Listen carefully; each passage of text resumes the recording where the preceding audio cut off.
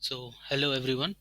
Today we will try to know like how to use index function in Microsoft Excel.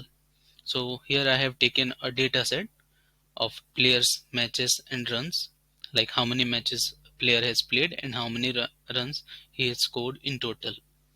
So in order to use index function, we should know that to find the value at a given position is known or given.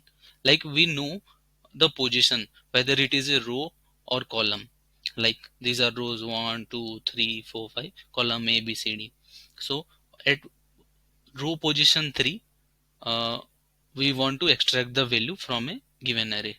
Like we can try here for like for row position, let's say 5.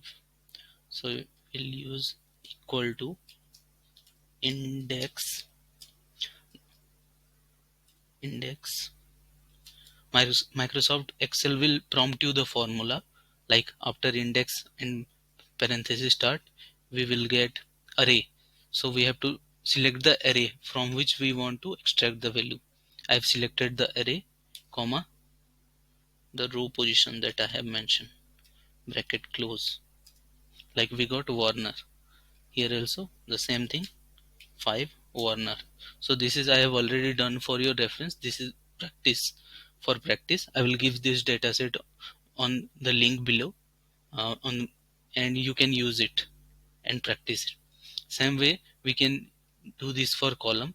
Here I choose array, this one, this is my array, and column position I have given. So column position to 248. If I change it 3, yes, 11867. For if I change this to 1, Kohli. And suppose we want to know on the basis of row and column both. Like for here I have, this is the row position. So here I have not given row, I have only given the value of column. So there is a space here after comma. Here I have given row also and column also. So index A22C11. I have selected the whole table, and after that I have given the row position, column position.